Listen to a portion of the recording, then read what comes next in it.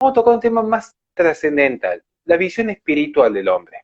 Y que no está mal, porque pareciera que en el mundo posmoderno lo único que importa es lo que se palpa, la big data del celular, la propaganda de los medios de comunicación, el poder político, pero nos olvidamos una esfera que es trascendental, la esfera espiritual. Así que bueno, sin más preámbulos, Ignacio querido, ¿cómo estás? ¿Cómo te sentís? ¿Qué tal tu día?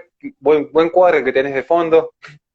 Muchas gracias. ¿Cómo andás, Horacio? Muchas gracias por la invitación y bueno, como dialogamos el viernes, prometimos y quedamos estar nuevamente para dialogar. Así que bueno, te agradezco mucho la invitación. Buenísimo, ¿Vos cómo buenísimo. estás? Bueno, yo siempre ando bien. A veces me pongo piedritas en los zapatos a ver si algo me molesta en la vida. Bien, les vamos a contar más o menos cómo va a ser la dinámica hoy. Hoy tenemos mucho para hablar y hay muchas preguntas que no han llegado, que nos vamos a ir conversando entre los dos. Pero eso es como, entre comillas, después de la segunda media hora, porque esta primera media hora vamos a hacer lo siguiente. Vamos a dejar que Ignacio nos cuente qué escribe y por qué escribe, porque si ustedes ven sus artículos son muy buenos, él tiene una mirada muy crítica a la posmodernidad, pero de un enfoque trascendental. Entonces, que él mismo nos vaya relatando qué artículos le ha encantado escribir, con cuál se sintió más cómodo, cómo hace para investigar, cómo son sus técnicas de redacción, cómo lo plasma eso para llevarlo después a las revistas.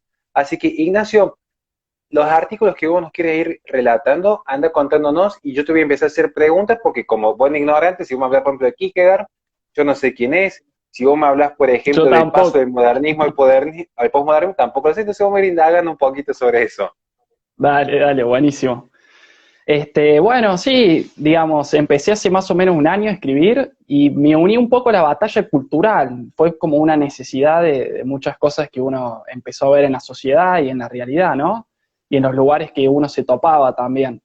Entonces, bueno, empecé a escribir en torno a temáticas del aborto, temáticas de cultura, del sistema político, y eso como que me fue llevando también un poco a hablar de las cuestiones un poco más trascendentales también, y de la reconstrucción precisamente que el hombre necesita en la sociedad, y uno muchas veces que está buenísimo desplegar la batalla en el ámbito político y cultural, pero también se necesita reconstruir a la persona en ese aspecto trascendental, entonces como que me fui un poco más para ese lado y bueno, también me apasiona mucho, aunque por supuesto ignoro muchas cosas, pero me gusta la metafísica, así que también estudio esos aspectos que me sirven mucho, digamos, también un poco de Santo Tomás, un poco de Aristóteles, digamos, uno por supuesto no sabe nada, pero trata de ir involucrándose y metiéndose de a poco en esos temas hace unos años, así que ahora con estos estudios más metafísicos, y bueno, por ejemplo, el último artículo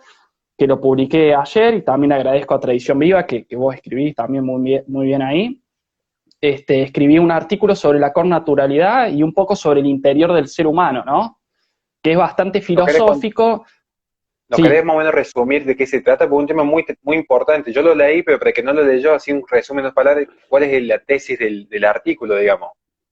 sí, un poco yo me meto en el tema metafísico y existencial, ¿no? Que el existencialismo también, como vos nombraste Kierkegaard, me empezó a apasionar mucho hace tiempo. Digamos, Kierkegaard fue una persona que se opuso al sistema en su época, sobre todo al sistema de Hegel, ¿no? Y toda esa categorización abstracta de objetos y de la persona, ¿no? Ese racionalismo extremo, ¿no? Entonces Kierkegaard se empezó a fijar más en el individuo, en la subjetividad del individuo y en esa individualidad concreta, ¿no? Que a su vez es el existir, ¿no?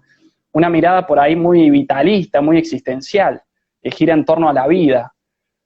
Un poco para que lo veamos trasladándolo en el tiempo a lo que podría plantear, por ejemplo, Roger Scruton, porque Roger Scruton dice, bueno, fantástico, los sistemas liberales pueden tener razón quizás en lo económico y no se meten en lo económico, pero no hay que hacer una abstracción la idea de libertad. Veamos concretamente en qué sistemas a lo largo de la historia en forma empírica se demostró que las personas tuvieron mayor bienestar, que es la base del pensamiento conservador.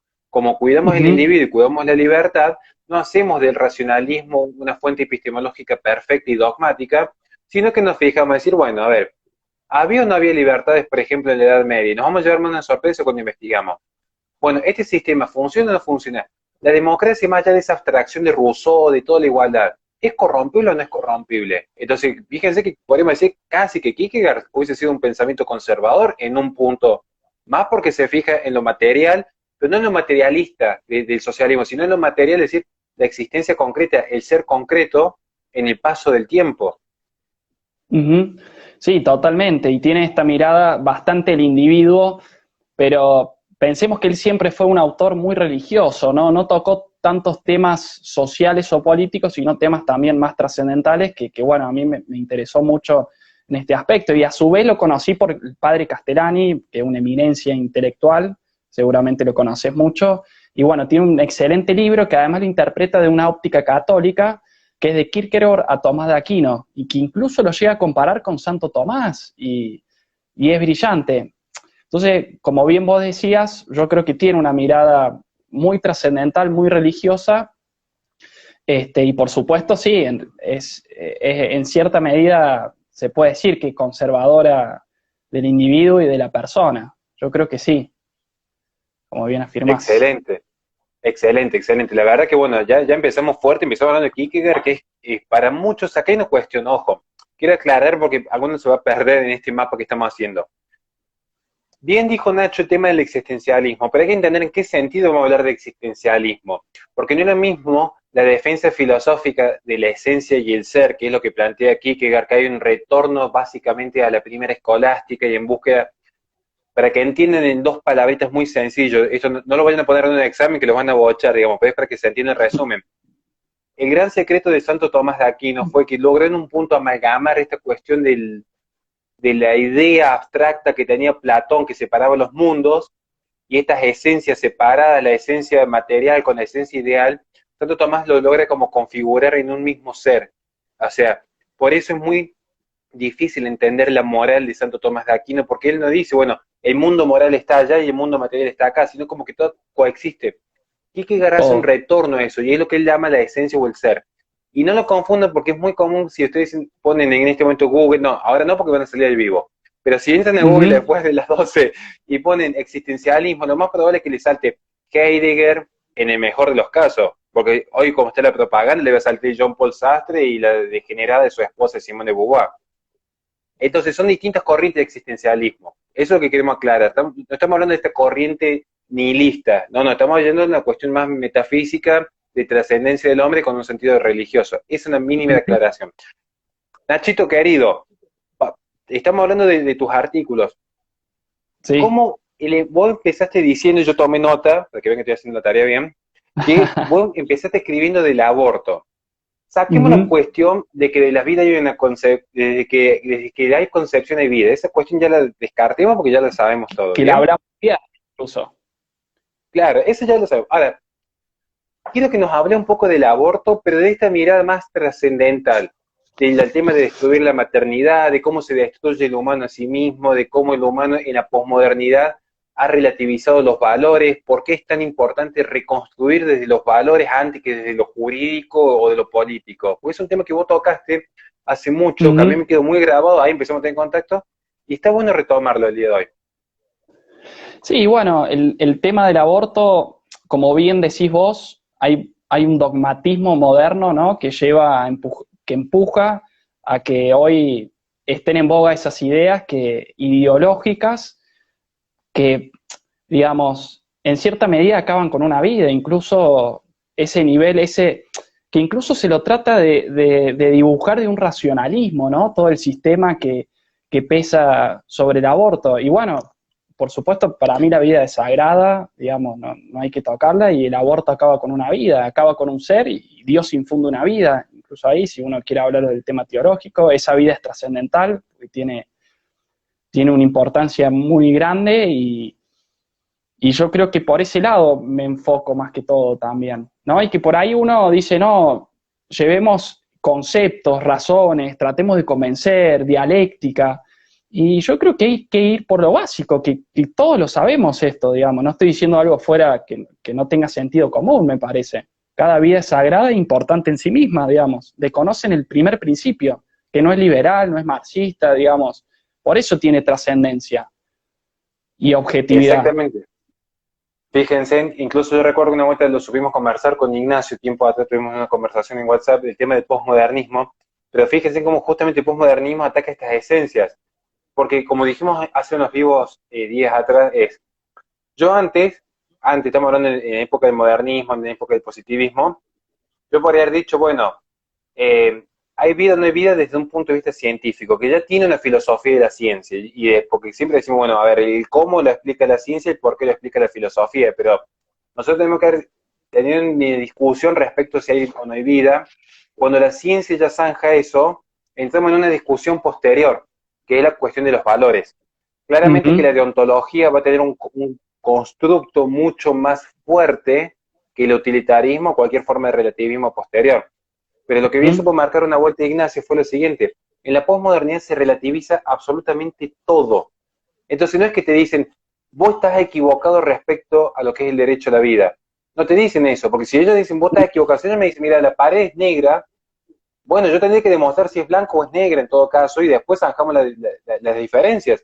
Pero ellos lo que te dicen, Claro. mira, sí, puede ser que haya vida, pero para mí no la hay. Lo que importa es lo que yo siento. Si yo siento que soy hombre, soy hombre. Si yo siento que soy mujer, soy mujer. Si yo siento que no hay vida, no importa que vos ponete pañuelo celeste y vos no abortes, pero déjame abortar a mí en paz.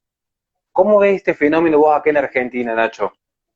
Y yo lo veo como una irracionalidad eso, digamos. O sea, por más, por más que piense el sujeto, lo que crea que es el objeto, puede decirse un objeto, o en esta cosa de lo que te referís, me parece que está alimentado de una irracionalidad y no es lo que yo sienta, es digamos lo que la cosa es, lo que vale por sí mismo. Y eso lo marca muy bien el realismo, que se enfoca en el objeto y en tratar de describir esas características desde una base sólida y firme. En cambio, este relativismo que bien nombras vos, digamos, lo construye el sujeto. La propia conciencia del sujeto es la que construye el objeto. Entonces vos construís un objeto, yo construyo otro y nunca llegamos a la verdad, ¿sí? Incluso para la convivencia, para todo, sería muy difícil vivir así en la vida diaria y en todos lados, digamos. Imagina un ingeniero que va a construir un edificio y no, para mí, digamos, se construye así y necesitan de las leyes físicas para elegir el edificio, digamos, y es una sola las leyes, digamos. O sea, y la objetividad en ese aspecto. Exactamente, uno puede ignorar la realidad, lo que uno no puede hacer es ignorar las consecuencias de haber ignorado la realidad. O sea, yo puedo ignorar el Ujú. vacío, pero cuando yo me caiga del puente, estamos completamente jugados en ese sentido. A mí me gusta hacer mucho hincapié con el tema de la posmodernidad, porque hemos notado desde hace un tiempo, acabo de mirar otro artículo que vos escribiste respecto al hombre posmoderno, y va a entender por qué lado vamos. Muchas veces la gente tiene esa tendencia de decir, bueno, es la izquierda la que destruye la familia, lo cual tiene un sentido político cierto, no estamos diciendo que tiene sí, es muy cierto, pero no todos los fenómenos culturales son propios de la izquierda. El transhumanismo, por ejemplo, no tiene nada que ver con la Rusia estanilista que legalizó el aborto. El transhumanismo Ujú. es la manipulación genética, incluso con niños inocentes que no pueden prestar su consentimiento porque ya están concebidos. Y eso no es una cuestión de, este fue Marx. Porque de hecho muchas de las cosas que nosotros vivimos hoy no estaban ni pensadas ni en la imaginación Posterior, de Marxismo. claro. Ujú. Entonces, acá en esta cultura del descarte, esta cultura del amor a lo virtual, esta cultura del yo siento placer y esta cultura infantil, ¿cómo ves vos a nivel global que va a avanzar la agenda? ¿Cómo crees que Argentina se debería parar? ¿Crees que hay algún partido político que se enfrente o crees que la resistencia va a ser desde la sociedad civil hacia el mundo? Bueno, yo creo que hay que fortalecer los cuerpos intermedios, bien como mencionaste recién la familia, digamos, creo que es muy importante volver ese valor a la familia, la unidad familiar y los cuerpos intermedios en general. Y si me preguntás a nivel político, yo lo veo muy mal, salvo ahora que, bueno, se está erigiendo, por ejemplo, el NOS con Gómez Centurión, que lo has entrevistado.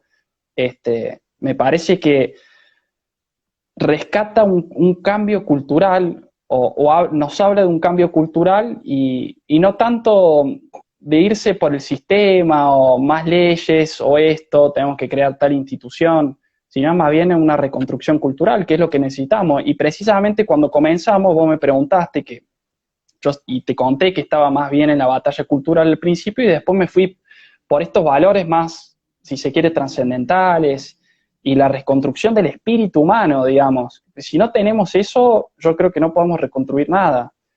¿Cómo Entonces, se, cómo se reconstruye el espíritu humano? Es una muy buena pregunta. ¿Cómo se y destruye esa, un espíritu humano? ¿Cómo se destruye un espíritu humano y cómo se lo reconstruye? Pues, no, es una tontería, pero es una pregunta que pocos se hacen a veces. yo creo que con las ideologías se las destruye, digamos, como las ideologías que hoy están en día, digamos, y la mayoría, digamos. Yo creo que eso se lo destruye. Y después, bueno, lo que hablamos, la destrucción de la familia, la destrucción de la fe de las personas, digamos, yo creo que es muy importante que las personas tengan fe, esperanza, digamos, y el cristianismo, bien entendido, nos ilumina con valores muy ricos, me parece. También se han encargado de deslegitimar mucho la fe y la religión, por ejemplo.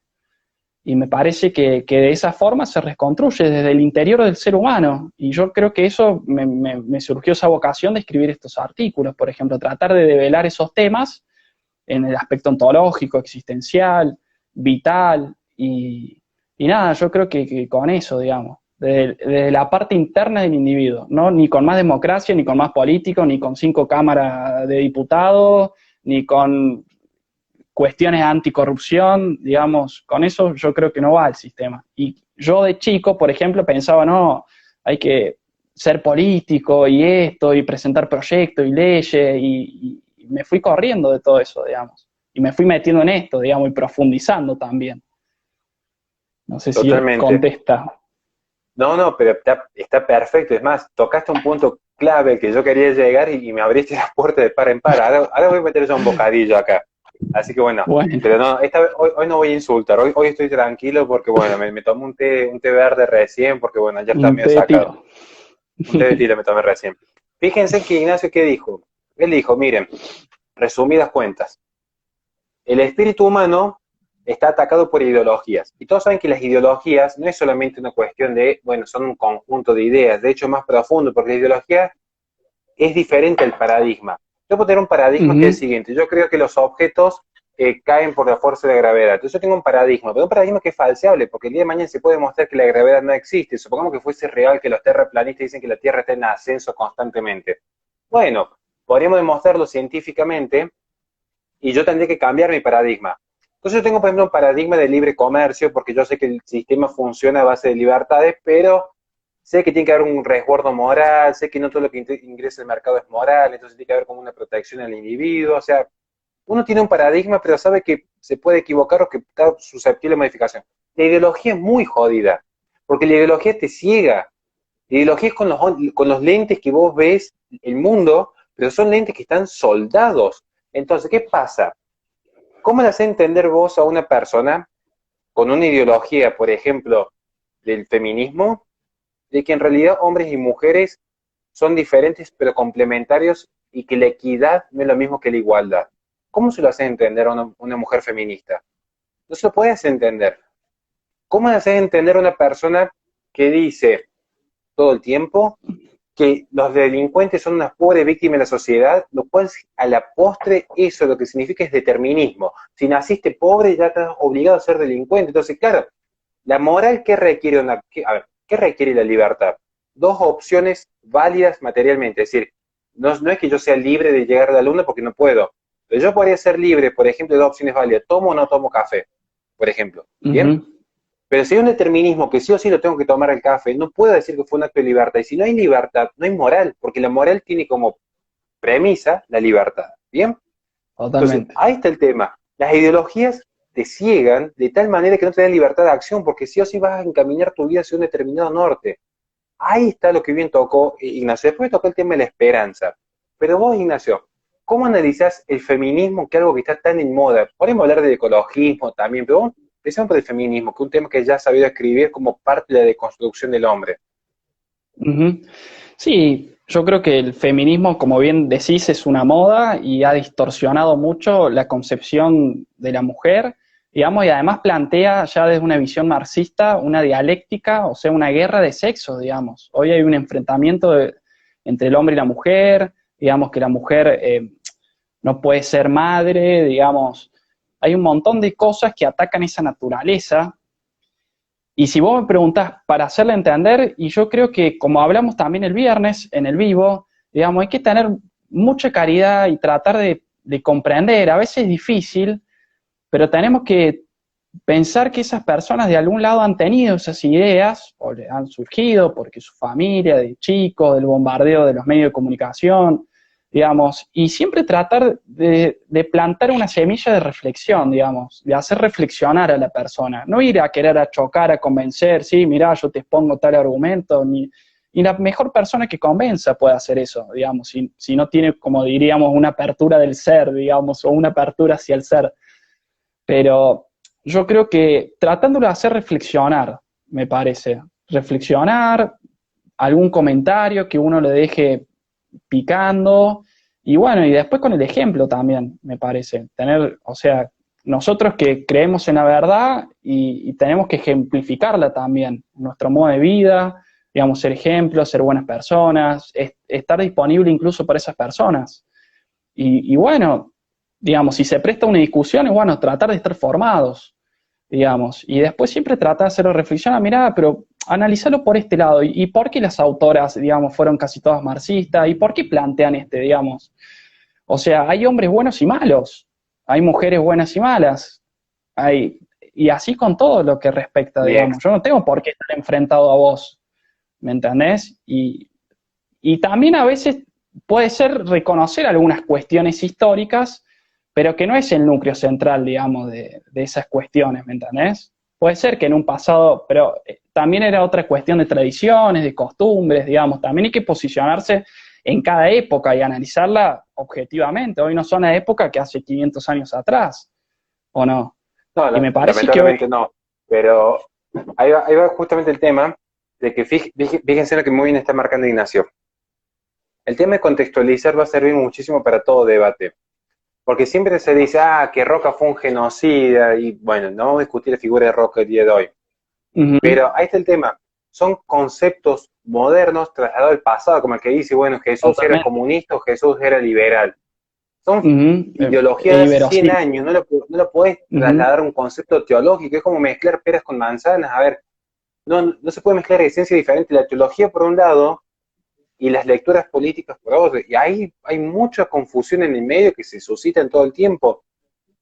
Vos sobre este punto, Ignacio, ¿por qué crees que el marxismo histórico, estamos hablando desde una marcha de veganos cuando hacen un escrache, hasta una marcha feminista, hasta cuando en los 70 mataban a los que salían de misa, ¿por qué siempre el marxismo buscó en primer orden atacar a la fe antes que tirarle un bombazo a la sede del Partido Liberal o cuestiones así? ¿Por qué crees que siempre fue el foco en la fe? Ahí es donde principalmente atacó y generó tantos mártires en la historia. porque desmoronás al individuo, ahí me parece, a la persona, o sea, la volvés dócil a cualquier ideología, si vos le sacás ese cultivo íntimo. Por supuesto, siempre estos temas bien entendidos, una fe bien fuerte, bien entendida, digamos, no te pueden venir a corromper con una ideología. En cambio, vos vaciado, sin tener valores, sin valores trascendentales, sin ninguna de esas cosas, digamos, vos quedás muy dócil, muy fértil a cualquier idea, digamos. Y todos profesamos de alguna u otra manera. El que profesa una ideología también profesa un dogma. El marxismo es un dogma, digamos, se sostiene a base de dogma y a veces inverosímiles. Las leyes dialécticas, digamos, uno puede analizar por muchos aspectos. Entonces ellos te acusan, no, ustedes son dogmáticos porque tienen que hacer concilios y establecer dogmas. ¿Y ustedes qué? O sea, ¿qué objetividad tiene tu ideología, digamos?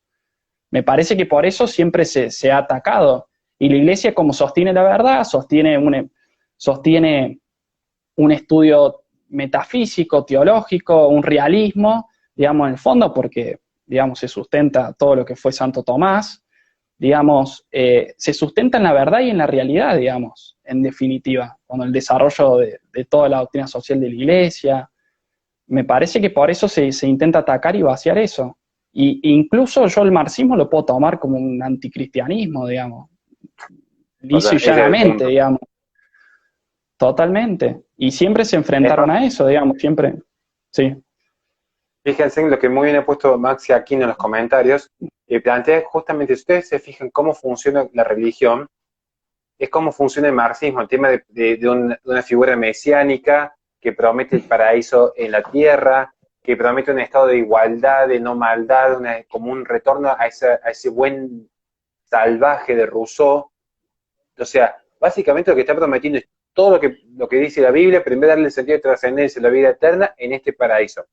Lean el primer capítulo, esto está en el primer capítulo de Las bondades del pesimismo, de Roger Scruton, donde él mismo explica, analizando la figura de Mao, de Stalin, de Hitler, qué pasa cuando los grandes mesiánicos, con mentes iluminadas a los Robespierre, vienen y plantean en el mundo un sistema de igualdad, de bondad, de prosperidad.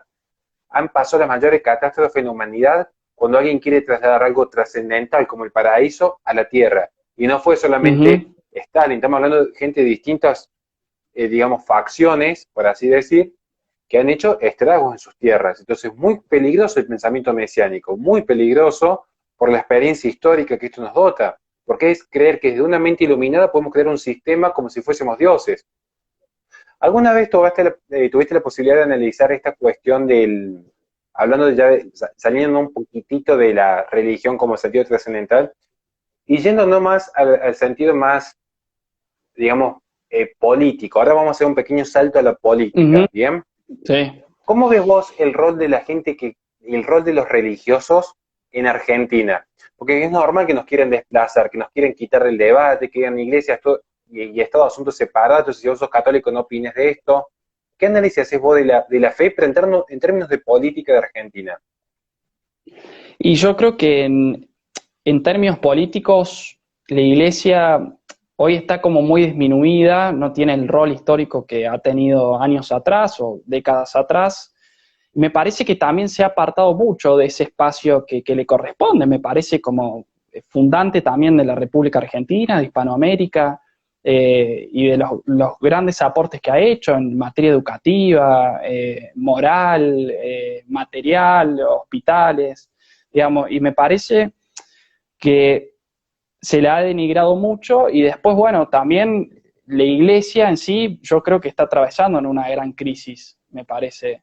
Entonces como que no tienen un rumbo claro, a veces salen con tal político, con esto, no se quieren meter en el tema del aborto, muy pocos levantan la voz, y me parece que en ese aspecto, justamente lo que hablamos recién, digamos, le han venido atacando décadas y décadas y décadas el laicismo, el marxismo, y la han Infiltraciones. destruido. La infiltración también, bueno, la masonería, digamos.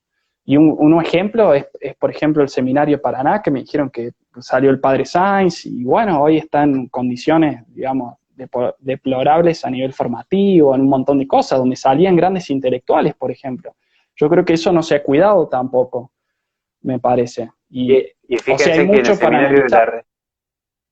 en el Ujú, seminario de la Regia, que es de la fraternidad, hay aproximadamente 32 seminaristas. Estamos hablando de fraternidad, los que siguen el rito tridentino. Y en el ujú, seminario de Córdoba, diocesano, hay un solo seminarista este año. Un solo seminarista para todo lo que un seminario que antes albergaba 500 seminaristas, uno ujú. solo. Entonces, claramente que ya no hay devoción por la fe. Es más, una hora de la fe queda descartado. Yo aprovecho esta media hora para tomar un poco de voz. Quiero, en esta Sí, media hora, además de estarte agradeciendo a vos, Ignacio, que nos estás iluminando enormemente con lo que aportás en términos de fe, de religión, de trascendencia, y que nos esclareció muchos conceptos, un saludo muy grande a Jerónimo. Para los que no saben, Jerónimo es el que me está ayudando con la edición del libro. Yo pedí ayuda y ¿saben quién vino? Me lo vino Jerónimo, se puso la 10 y dijo, che, ahora yo te voy a dar una mano con la edición, con el tema de los formatos. Así que gracias, Jerónimo, de corazón. Quiero también felicitar a Mises, que hizo un vivo impecable hoy día con Antiprogres. Hablaron de indigenismo, hablaron del ecologismo, hablaron de feminismo, pero a un nivel intelectual que la verdad que yo me quedé asombrado cuando lo escuché. Así que bueno, volvamos al tema, ya está, necesitaba ahí. Estamos hablando el día de hoy del juego del rol de la fe en la política, un tema que nadie se anima a tocar, es como un tema tabú. O sea, acá en esta sociedad infantilizada, en esta sociedad mediocre, en esta sociedad subsumida en lo más banal del hombre, pareciera que uno puede hablar de cualquier tema. Incluso ya hay ciertos espacios, tanto marxistas como pequeños liberales tuiteros, hablando a favor de la pedofilia. Pero si uno quiere hablar de Dios en la política, sos excluido en el acto. O sea, fíjense a dónde hemos llegado como sociedad. Esto me recuerda muy bien a un libro que yo recomiendo que lean, un libro que es fácil de leer, es muy largo, pero es muy fácil de leer, se lee así en 2 patadas, tiene que tener más o menos 960 páginas, así que en 2 días está leído, que es Homo Deus, de Yuval. No es un autor que me guste, no es un pensamiento al que ascribe de Yuval, de hecho tengo muchas críticas, pero ¿qué sucede? Plantea algo muy bien. Yuval nos escribe en 1000 páginas algo, una verdad impecable. El hombre tuvo siempre 3 grandes crisis: las guerras, las económicas, digamos, por la lucha por los recursos, la lucha por el territorio y la lucha contra la naturaleza, que es la lucha contra las enfermedades, los terremotos, toda esta historia, ¿no? ¿Y qué pasa? Fíjense que en los últimos 50 años ya no hay guerras prácticamente, salvo alguna cuestión mínima en la zona del Golfo o en Medio Oriente, pero ya no hay guerras como antes de una guerra mundial. Ya no hay guerras de esa envergadura. Él dice, las enfermedades, y ya, bueno, salvo, recordemos que este libro lo escribió hace años atrás, no veo lo del coronavirus, pero dice, en esa época decía, no hay enfermedades como la peste negra o la fiebre española. Y si tampoco hay lucha por los recursos como antes, porque ya no es que tenemos una pequeña parcela y nos alimentamos todavía. La tecnología y el capitalismo avanzó tanto que podemos alimentar a todos. Esta es la tesis de Jumbo, dice, los 3 grandes males de la humanidad, los 3 grandes males de la humanidad, ya han sido superados en los 50 años. La humanidad nunca estuvo tan bien como en estos últimos 50 años. Y sin embargo, cuando estos 3 males se eliminaron, es cuando más cerca ha estado la humanidad de la autodestrucción. Ojo, que él dice, tanto nos acercamos a ser dioses, y ya empezamos a jugar con el transhumanismo, el experimento genético, que nunca hemos estado tan cerca de extinguirnos. Hizo falta que un pequeño resfriado chino apareciera para que la mitad más una de las empresas en el mundo desaparezcan y todos perdamos nuestras libertades. O sea, fíjense que quizás fue medio profético lo que planteó este hombre. Ignacio, te habilito el debate por completo para que opinemos de este tema, especialmente en cara de lo que es el coronavirus, los avances tecnológicos, la pérdida de libertad, lo que vos quieras decir. Bueno, mira, justo me hiciste acordar una frase de un autor, es Emile Cioran, se llama, bueno, es un autor medio nihilista, también hacía la onda de Nietzsche, pero él decía que 1000 años de guerra consolidaron Europa y 100 años de psicoanálisis le han puesto la soga al cuello. Me acuerdo de esa frase que la leí alguna vez, y lo que vos decís, digamos, ¿no? Que no tenemos más guerra, pero al mismo tiempo, como este autor sostenía que en 1000 años se había consolidado Europa a través de todos esos procesos, que bueno, que también eran otras épocas, por supuesto. Pero hoy yo creo que en estas últimas décadas se ha destruido al ser humano por completo. Estos últimos 100 años, digamos, se ha destruido y se ha desvalorizado mucho el ser humano. Y bueno, yendo al tema del coronavirus, yo creo que no se ha fomentado mucho el tema del control, del estatismo. Me parece que no le veo lógica, digamos, está bien que hay que tener, o sea, alerta ante una pandemia, pero no es lo mismo Nueva York, Italia o los casos que han tenido en otros lados que Argentina. Y Argentina tiene el problema también económico, que es un tema que va a empezar a afectar, nos está afectando y va a tener consecuencias muy graves, me parece. Entonces, bueno, me parece que no hay esa lógica de ubicarnos también en qué situación estamos como país, me parece, ¿no? Totalmente. Entonces, frenar por frenar, y me parece que ha afectado mucho a la gente también, muchísimo. Y entrar en la falsa dicotomía de economía o salud, cuando se necesitan mutuamente, ambos bienes jurídicos se necesitan mutuamente. Una pregunta rápida, y ahora empezamos rápido, después porque se nos acaba el tiempo. Vamos al palazo. Pregunta para vos, esta es, ¿qué opinás de que el Santo Padre pida rezar por él? Pregunta Jeremelo. Él lo pregunta en este sentido para que se entienda, es, el sumo pontífice que tendría que estar rezando por nosotros, esta cuestión de haberse declarado que ya no es vicario de Cristo, que él es solamente un obispo de Roma, es como que negó una serie de títulos que eran propios del Papa. ¿Qué opinas vos de esta cuestión? Bueno, primero que nada le mando saludos a Jerónimo, un amigo también, así que siempre apoyando, así que le mando muchos saludos y felicitaciones por el último artículo que también está muy bueno sobre los medios de comunicación. Yo la verdad no te sabría decir bien, no estoy tan al tanto del Santo Padre y de Bergoglio. Me parece que bueno, que ha decaído mucho este último tiempo, o sea, no lo veo con mucha firmeza, pero bueno, habrá que rezar para que esté bien y bueno, pueda conducir bien a la iglesia. eso que es lo más importante. Pero no lo veo con esa autoridad como han tenido otros papas, o incluso Ratzinger, que lo precesió, Benedicto XVI, digamos. No lo veo Fíjense por en lo esa que, senda. fíjense en lo que es la falsa hipocresía de por ahí algunas figuras que dicen, ah, bueno, pero dice, este papa es humilde. Perdón, ¿saben Ujú. quién era humilde, por ejemplo? San Pío X. Salía con la mitra y la triple corona de oro y todos dicen, ah, el oro. Pero porque él representa como rey una autoridad. Y uno quiere El que el vicario. padre de uno se siente a la mesa, y uno quiere que el padre de uno se siente a la mesa firme y hable en forma firme y no sea un blandito. Y sin embargo, el padre Pío en penitencia, y esto lo cuenta la propia gente que trabajaba con él dormía en el suelo para hacer penitencia. ¿Se entiende? O sea, fíjense, el santo padre que iba con la mitra de oro a las calles de Roma, dormía en el suelo, no en su cama. Eso era la verdadera humildad. ¿Y esto qué es lo que pasa? ¿Por qué nadie sabe estas cuestiones? Porque la humildad consistía justamente en no andar haciendo propaganda de plantar arbolitos o cuidar pajaritos para que la opinión pública te aplauda. Porque la función del Papa es salvar almas, no salvar arbolitos. Quiero aclarar esa cuestión. Vamos a otra pregunta rapidísima. No, yo no soy sedevacantista.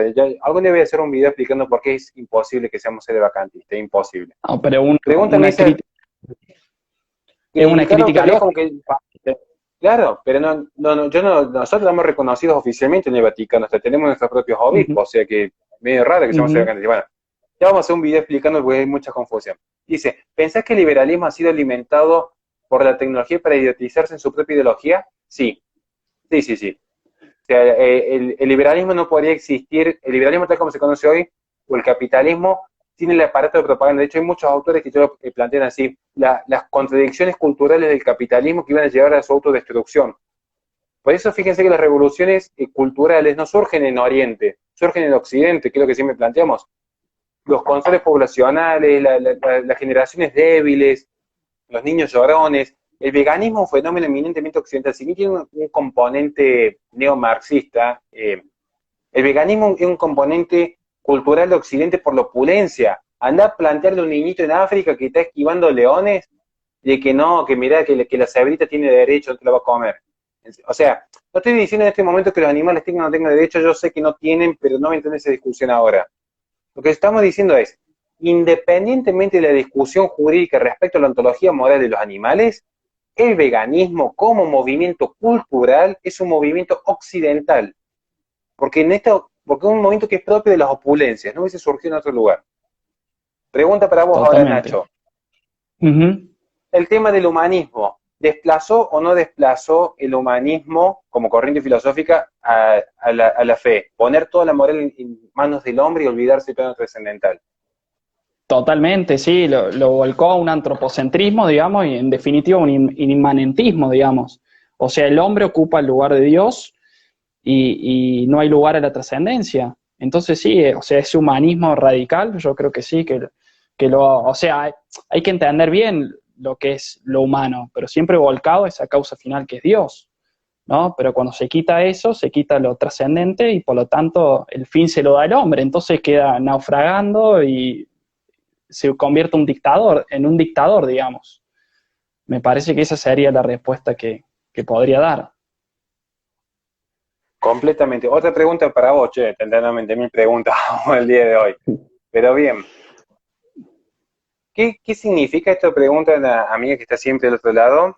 Vuelvo a hacer un paréntesis. Gente, no dejen de ver el vivo de Mises que hizo hoy con Antiprogres, porque resumen en una hora, insisto, vean ese vivo, porque todo lo que estamos tocando ahora es muy por arriba de veganismo, de ecologismo, de feminismo. En una hora estos dos chicos la rompen, en una hora condensan mucho conocimiento teórico en una hora. No lo dejen de ver ese vivo. Volvamos a las preguntas para vos, Nacho.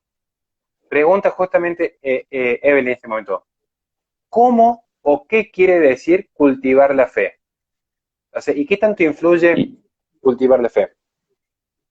yo creo que, bueno, cultivar la fe significa, es una pregunta, digamos, también muy personal que, que, que puedo decir, pero me parece que es volcarse a la trascendencia y tratar de tener esa comunicación con Dios, digamos, que cada uno le establece como, digamos, como puede, rezando, digamos, practicando las virtudes. Me parece que eso es cultivar la fe y a su vez eso creo que ilumina la vida, te da esperanza, fe, caridad, amor al prójimo, digamos, se vuelcan todas esas virtudes que hablábamos anteriormente, esas buenas virtudes cristianas, y en definitiva te hace ver la vida de otra manera, apreciar las amistades, tratar de ser buena persona, eh, tratar de, nada, de influenciar bien en los ambientes que uno esté, digamos, querer a la familia, tener esos bienes, me parece, ganar bienes trascendentales, que en definitiva nos lleven a Dios. Me parece que eso es cultivar la fe, que además este, construye al hombre, me parece, construye al hombre sobre esta destrucción que venimos hablando. Totalmente de acuerdo. Es así, totalmente de acuerdo, no tengo nada que agregar en ese punto, así que no voy a opinar del tema. Respuestas rápidas. Primero, ¿qué significa ser conservador? Significa mucho. Es una forma de vida, no es una ideología. El conservadorismo no es ideología, es una forma de vida. Hay un video en mi canal que de paso me voy a hacer publicidad gracias a mis amigos tan queridos del alma, Ale Argañarás, a Jerónimo, Nico Riva. Me ha abrido, queda para el blog, pero no graben eso, por favor. Bueno, me ha abierto una cuenta en Mercado Pago. Si alguien me quiere dar una mano, yo quiero agradecer públicamente a Silvia Casermeiro, que fue la primer donante que tuve hace días atrás, y con eso ya pudimos comprar micrófonos. Así que de esto vayan olvidándose, gente, que desaparece el auricular a partir de la semana que viene. Voy a tener corbatero y estamos por cambiar también los trípodes, las cámaras. Así que bueno, si alguien quiere sumarse, lo hacemos de corazón, lo hacemos de corazón. Y el que quiere colaborar, colabora, y el que no, se le sigue abriendo las puertas de Libre, se le sigue abriendo las puertas de mi blog, se le sigue abriendo las cámaras para que hablemos vivo. O sea que esto es voluntario, pero en su máxima expresión. Nada más. Otra pregunta muy interesante. Acá hay dos. Yo voy a dejar la del Cyberpunk fijada porque es el tema que más me gusta por tantos años jugando de videojuegos. Así que te va para vos, Nacho. ¿Cómo crees que fue la evolución de la influencia que ha tenido Dios o la religión en la vida humana? O sea, ¿vos crees que ha venido en decadencia, en ascenso, que hubo picos? ¿Cómo crees que va a seguir evolucionando esto? ¿Qué análisis hace al respecto? No, yo creo que, digamos, si uno lo ve un poco más, un corte, lo puede analizar de un corte teológico o más sociológico. Si uno lo ve de corte más sociológico, yo creo que las sociedades se han ido alejando cada vez más de Dios. Por todo lo que venimos hablando, la irrupción de las ideologías, el marxismo, que justamente es un anticristianismo, se ha ido alejando, me parece, la sociedad. Ahora, desde un punto de vista teológico, no sé, digamos, habría que ver sobre el fin de los tiempos, por ejemplo, de Piper, digamos, analizar si es una profecía y un cumplimiento que también se debe dar, digamos, para la segunda venida de Cristo. Lo podemos analizar de ese lado también, o sea, que sea algo necesario para, digamos, un fin profético, un fin que lo da la revelación, eso. Pero desde un punto de vista más sociológico, yo creo que sí, antes había mucha más influencia y hoy no hay tanto. Justamente lo que hablamos también de la Iglesia Argentina, que me pidieras que analizara, me parece que en ese aspecto se ha ido Fíjate cómo alejando. incluso a medida que la fe retrocede, lo que avanza es el Estado. Cualquier cuerpo Totalmente. intermedio que retrocede, familia o iglesia, que son los dos principales cuerpos intermedios en la historia de la humanidad, porque la sociedad evolucionó de esa forma. ¿Qué pasa? Todos somos niños, sin excepción, todos somos niños. Después vamos a hablar de la sociedad infantil si nos quedan unos minutos, pero todos somos niños. Entonces, ¿qué pasa? El niño necesita a los padres. Si no están los padres, no está la iglesia, que antes se encargaba con las cofradías y de hermandades de los institutos de la adopción y el matrimonio, ¿qué aparece? El Estado paternalista, el Estado que te tiene que cubrir lo que no te cubre tu familia o tu fe. Entonces, cuidado con eso de, yo soy un libre pensador en contra de la iglesia y un libre pensador en contra de la familia y me la paso de liberal. Y no, en realidad te pasaste de trolo, porque lo que estás haciendo es permitir que el Estado se cae más grande y quedas totalmente desnudo frente al poder político. Bien, vamos rapidísimo. ¿Cuál es el punto del liberalismo en el que falla como filosofía? ¿Querés hacer una apreciación vos, Nacho, al respecto? Y yo no mucho de filosofía liberal no toco, pero no, por ahí exaltar mucho la individualidad me parece que puede ser un fallo, digamos, o entender la libertad también como un absoluto, me parece, a nivel filosófico. Me parece que tiene un límite que es la responsabilidad digamos, tiene que ser el individuo, digamos, tiene que ser individuo, pero bueno, en el buen sentido. Y acá entran los valores justamente cristianos, por ejemplo, del amor al prójimo y esas cuestiones, digamos. Es un individuo, digamos, para los demás también, no para sí mismo. Me parece que en ese aspecto, que venimos hablando de los temas más trascendentes, y después entender la libertad como un absoluto también me parece un error. Debe estar orientado hacia algo, por supuesto, a nivel moral la responsabilidad, y bueno, y en definitiva hacia Dios también esa libertad, y a los Totalmente. preceptos. Yo la única crítica, yo no tengo nada que agregar, estoy de acuerdo con vos, yo lo único que haría otro planteo también es, bueno, el liberalismo, a diferencia del conservadurismo, que el conservadurismo es empírico, el conservadurismo mira el horizonte y dice, bueno, tenemos que llegar allá, por eso afirman los cambios, que son cambios paulatinos, no son radicales, no quieren borrar la historia, toman las buenas tradiciones y dicen, todo lo que tenemos en el pasado, esto funcionó, la iglesia y la familia funcionó, lo respetemos. Y el liberalismo no puede respetar. A ver, ojo, no te hay corrientes liberales que van a respetar ese pasado. De hecho, John Locke era más tradicionalista que Agustín Laje. Adam Smith era más conservador que Nicolás Márquez. Si empiezan escribiendo de moral, después por de canto terminan hablando de economía ambos. Pero ellos empiezan escribiendo de moral en realidad. Pero ¿qué sucede? El liberalismo moderno es muy racionalista y el racionalismo es una teoría muy abstracta. Es como Marx que dijo, bueno, yo desde mi abstracción voy a diseñar una sociedad nueva como Robespierre. No, maestro, porque desde el diseño abstracto, racionalista, nos quedamos en la nada misma y nos perdemos la dimensión histórica del humano, que el humano es un ser insertado en la historia, y en esto tiene razón Heidegger. Es más, Ujú. podremos profundizar en otro punto más fuerte todavía. No todos los conflictos que posee el hombre en su vida, porque un ser pluridimensional, se resuelven a través del mercado. Hay ciertos conflictos que tienen un sentido de trascendencia, que están por fuera de las reglas de oferta y demanda, costo-beneficio, que bien pueden servir en alguna agenda económica, pero el hombre no es solamente un homus economicus. Es un poquito más complejo la persona, para bien o para mal, es un poquito más complejo. Vamos rápido. Totalmente.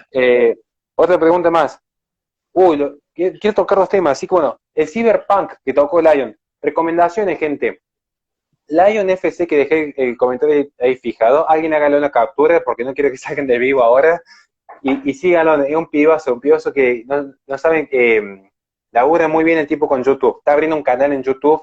Yo le he ofrecido ayuda de que empiece a hacer videos analizando videojuegos desde una perspectiva político-filosófica, porque tanto a él como a mí nos encanta Deus Ex, un juego que yo lo jugaba cuando tenía el Windows 98 y ahora ya está como el Deus Ex número 5 más o menos.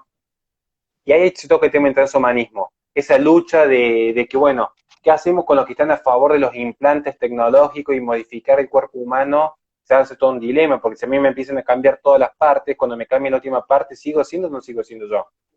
¿Se acuerdan el dilema que hablamos de la mitología griega? De cuando a los barcos le empezamos a quitar hasta la última pieza. Bueno, hay todo un dilema, y eso es muy bueno analizarlo con los videojuegos, y el tipo sabe editar un joya, entonces así, sigue hablando el Lion. El cyberpunk, futuros distópicos. ¿Qué opinas, Nachito, de estos futuros en los cuales los humanos en realidad vamos a ser como en Black Mirror, vamos a ser simplemente un pendrive insertado con nuestra conciencia ahí y nuestros cuerpos ahí en estado vegetativo en alguna cámara de invernación? ¿Qué visión tenés? ¿Medio apocalíptica, muy fantasiosa, se viene, no se viene?